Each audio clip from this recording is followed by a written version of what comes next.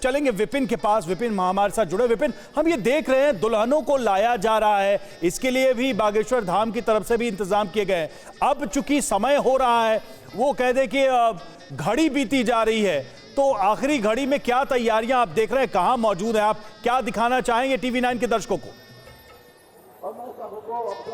देखिए, मैं वो तमाम रीति रिवाज और वो तमाम संस्कार आमतौर पर जो शादियों में होता है वो यहाँ किया जा रहा है और कोटा पूर्ति नहीं की जा रही है। सबसे बड़ी बात जो है रवि, वो ये है कि एक एक बात का ध्यान रखा जा रहा है। दुल्हन तैयार कहाँ होगी, दूल्हा कहाँ तैयार होगा, उनकी शेरवानी कहाँ पर है, किस गाड़ी से आएंगे, कौन से पंडाल में बैठेंगे, उनको हल्दी कैसे लगेगी, और इसके अलावा कलश वहां पर है। वो छोटी छोटी चीजें, जैसे आमतौर पर हम लोग क्या उत्तर प्रदेश और बिहार में जब शादी होती है तो ओखल रखा जाता है, ओखल रखा जाता है, हल रखा जाता है, छोटी छोटी चीजों का ध्यान रखा जा रहा है। और सामने आपको तस्वीरें भी नजर आएंगी। देखिए, वो छोटी उनके उसकी साइज उसका बेशक छोटा है, लेकिन हर उस रीति रिवाज को समझने की कोशिश। पीतल का थाल है। फ्रीडम ऐप से सीखकर आपने सुअर का पालन शुरू किया है क्या? तो आप अपने सुअरों को 1 करोड़ फ्रीडम ऐप के जो ग्राहक हैं उन्हें बिना किसी खर्चे के आप उसे बेच सकते हैं। छोटी सी पीढ़ी है और आप ये देखिए, मैं आपको दिखाने की भी कोशिश करता हूँ। यहाँ देखेंगे आपको कलश नजर आएगा, ये ओखल नजर आएगा, हल नजर आएगा, साथ साथ इसके अलावा, इसको जरा पकड़ लो बेटा, इसके अलावा नारियल, हवन के लिए लकड़ी। और जिस पीढ़े पे बैठकर शादी होती है, हम लोग यहाँ थोड़ा बड़ा होता है, लेकिन यहाँ औपचारिकता निभानी है तो छोटा सा पीढ़ा रखा हुआ है। पीतल की थाल आप देखिए, आमतौर पर ये हमारे और आपके घरों में जो शादी होती है वहाँ ये जरूर नजर आता है। दूल्हा दुल्हन के लिए बैठने के लिए छोटी छोटी चौकियां मंगवाई गई है। और साथ ही कलश का भी ध्यान रखा गया है। बड़ा कलश, छोटा कलश, ये तमाम छोटी छोटी चीजें हैं जो ये बताती हैं कि सिर्फ औपचारिकताएं नहीं पूरी की जा रही हैं, बल्कि ध्यान रखा जा रहा है कि एक पिता जैसे अपनी बेटी की जब शादी करता है तो छोटी छोटी चीजों का ध्यान रखता है, उसी तरह से एक एक चीजों को इकट्ठा किया जाए, जमा किया जाए, इंतजाम किया जाए और पूरे विधि विधान के साथ पूरी शादी की औपचारिकताओं को पूरा किया जाए। तो इसको देखकर लोग बहुत खुश हैं। और सिर्फ वर और वधू पक्ष नहीं, बल्कि उत्तर प्रदेश, बिहार, पंजाब, बंगाल समेत तमाम राज्यों के लगभग 10 राज्य के लोग मुझे मिल चुके हैं जो ये खुद आके बता रहे हैं कि हम वहां से इस नजारे को देखने आए हैं, इस पल के साक्षी बनने आए हैं और हम इस यज्ञ में अपनी आहुति देना चाहते हैं। जो जितना सक्षम है उतना दान भी कर रहा है। और जो जोड़े हैं वर और वधू के, हम तस्वीरें पहुंचाते रहिए। और हमारे साथ जो खास मेहमान हैं, अब उनका भी एक एक कर हम रुख कर लेते हैं। अलंकृता जी, लगातार हम इस पर चर्चा भी कर रहे हैं और जो तस्वीरें लगातार हम तक आ रही हैं वो उसके जरिए जानने की और समझने की कोशिश कर रहे हैं कि आज जो मैसेज भी दिया जा रहा है वो बड़ा मैसेज दिया जा रहा है इसके जरिए। लेकिन स्वामी उपमन्यु जी जो कह रहे थे उससे आप कितना वाकिफ हैं कि नाम और ख्याति के लिए कोई काम नहीं किया जाना चाहिए, मैसेज कोई बड़ा आपको इसमें नजर आता है? देखिए, मुझे ऐसा लगता है भारतवर्ष क्योंकि हमारा भी डेवलपिंग कंट्री है, तो हमारा सबका उत्तरदायित्व बन जाता है कि कुछ भी ह्यूमैनिटेरियन करें, सोशल करें, जिसमें किसी जाति वर्ग से परे किसी का भला हो रहा हो, तो वो काम चाहे उसको आप पॉपुलर भी कर रहे हैं लेकिन काम अच्छा हो रहा है और इसमें बहुत बड़ी अच्छाई छुपी हुई है और मदद हो रही है, तो इससे बड़ा काम कोई हो नहीं सकता।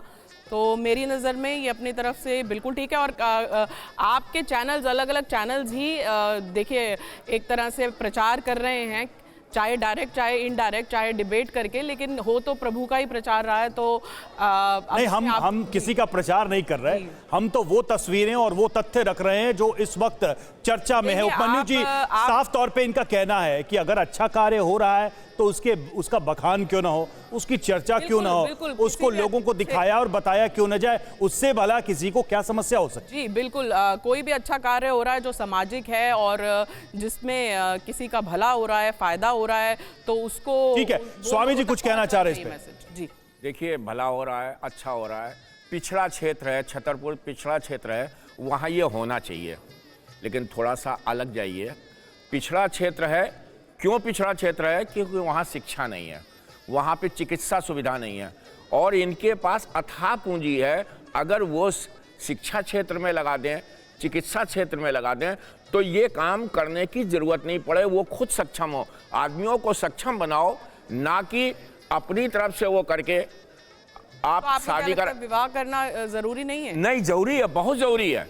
विवाह करना अच्छा काम है, लेकिन सबसे बड़ी समस्या सनातन संस्कृति में क्या है, 1900 से ज़्यादा इस तरीके के मठ हैं शुरुआत मेहंदीपुर बालाजी से होती है। मेहंदीपुर बालाजी हो गई, स्वामी जी, आपको शोभन ऐसा सरकार क्यों हो लगता गए, है? स्वामी जी, शोभन आपको सरकार ऐसा हो क्यों गए, लगता है रावतपुरा कि संस्कार हो बाबा गए, झलोखर बागेश्वर- बाबा हो गए जो स्वामी इनके जी, साथ सवाल में सुनिए ना। झलोखर सरकार हो गए। स्वामी जी, सवाल पूछ रही हूँ, सुन लीजिए। सबके पास संपत्ति है।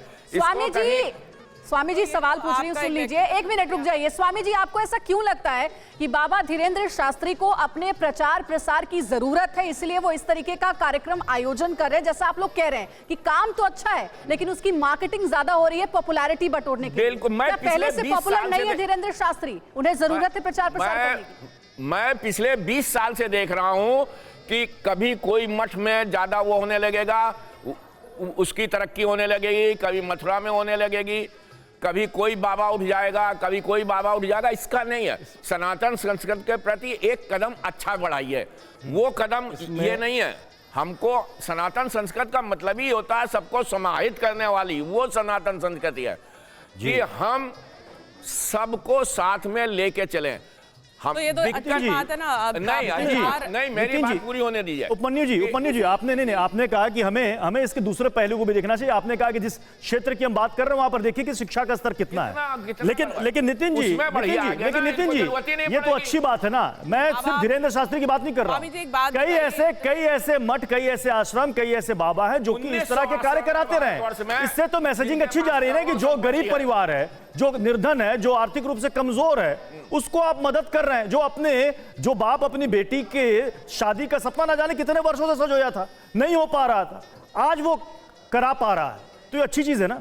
नहीं, अच्छी चीज है, इसमें अच्छी चीज है। अब नितिन जी का उत्तर ले लेते हैं। नाम और ख्याति नितिन जी, मैं चाहूंगा कि जब इतने बड़े स्तर पे कोई अच्छा कार्य किया जाता है तो वो इसलिए नहीं किया जाता कि वो प्रसिद्धि हासिल करे, वो इसलिए किया जाता है कि समाज में एक उदाहरण स्थापित हो। और ऐसी बहुत सी संस्थाएं काम कर रही हैं और उन संस्थाओं को एक मार्गदर्शन मिलता है। और जहां तक मैं स्वामी जी की इस बात का खंडन करता हूँ कि ये इस काम के लिए जब शिक्षा के लिए काम करने जाते हैं, गुरुकुल की बात करते हैं, तो ये बात करते हैं कि आप धर्म को आगे बढ़ा रहे हैं। जब ये क्या कहते हैं आज विवाह की बात करते हैं तो ये धर्म को आगे बढ़ा रहे हैं। क्या हिंदू को अपने धर्म के लिए कुछ करने की क्या इस देश में आजादी नहीं है? बंगला साहब गुरुद्वारे में आज अगर हम आज विवाह की बात करें, गुरुकुल की बात करें, और आज अगर हम अपनी सनातनी धर्म में इतनी छुपी हुई जो हमारी विद्याएं हैं उनकी हम बात करते हैं, तो क्यों बाकियों के कान खड़े हो जाते हैं? क्यों आज तक क्या आज हम हिंदू राष्ट्र की बात कर रहे हैं, क्या ये हिंदू रिजर्व एरिया की कल्पना करते हैं? क्या एक दिन ऐसा आएगा कि हिंदू रिजर्व एरिया हमें मानना पड़ेगा? नहीं बन सकता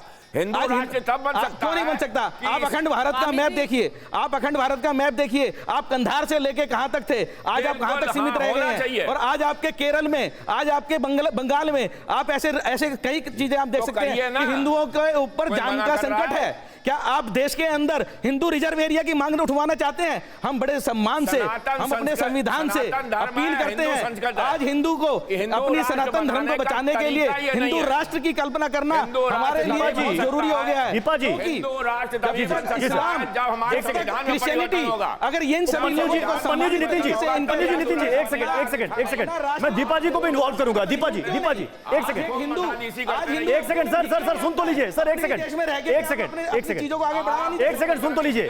दीपा जी, एक सेकंड। उपन्यु जी एक एक करके सब बोलेंगे तो बात समझ में आएगी। दीपा जी, क्या इसलिए चर्चा हो रही है, ये तो सामाजिक कार्य है, जो आर्थिक रूप से कमजोर हैं उनको आप मदद कर रहे हैं, वर वधुओं की शादी करा रहे हैं। चूंकि अब इसमें धर्म का एंगल घुस गया, धीरेन्द्र शास्त्री बार बार हिंदू राष्ट्र की बात कर रहे हैं, इसलिए इसको इस नियत से देखा जा रहा है, जो कह रहे हैं कि इसका मकसद क्या है, इसकी नियत क्या है, इसके पीछे राजनीति तो नहीं है। इस वजह से सबसे ज्यादा विवाद का केंद्र बन गया। देखिए, मैं पहले तो आपने एक जब भी फुटेज थोड़ी देर पहले ही दिखाई थी, उसमें एक कन्या से जब पूछा जा रहा था कि आप कैसा महसूस कर रही हैं, क्या आप कैसे परिवार से बिलोंग करती हैं, आपको कैसा लग रहा है, तो उस कन्या की आंखों में आंसू थे। वो आंसू उसकी सारी कहानी बयान कर रहे थे। ऐसे बहुत से परिवार हैं जो कि विवाह करने में, अपनी कन्या का विवाह करने में सक्षम नहीं है। गरीबी की वजह से हो सकता है, कोई और अन्य कारण हो सकता है, उसकी वजह से वो विवाह नहीं कर पा रहे। और अगर आज कोई आगे बढ़कर उस कदम बस वही अन्य कारण तो जानना चाहते हैं आपसे। है। ना कीजिए उपमन्यु जी, थोड़ा सा पेशेंस रखिए। अगर उस आपसे कदम जानना को चाहते कोई हैं। उठा रहा है आगे बढ़ के और उस कन्या का विवाह करा रहा है, तो इससे अच्छा मुझे नहीं लगता कि कोई भी अच्छा कार्य हो सकता है, क्योंकि हमारे शास्त्रों में कहा गया है कन्यादान महादान। और रही बात यहाँ पर राजनीति को बीच में लेकर आने की, कि उसको बहुत पब्लिसिटी स्टंट राजनीति की वजह से तो नहीं बनाया जा रहा है, धर्म की बातें की जा रही, क्योंकि हिंदू राष्ट्र की बात, अगर मान लीजिए हिंदू राष्ट्र की बात भी है तो पीड़ा किसी और वर्ग को होनी चाहिए, सनातनियों को ही क्यों पीड़ा हो रही है? फ्रीडम ऐप से सीखकर आपने सुअर का पालन शुरू किया है क्या? तो आप अपने सुअरों को 1 करोड़ फ्रीडम ऐप के जो ग्राहक हैं उन्हें बिना किसी खर्चे के आप उसे बेच सकते हैं।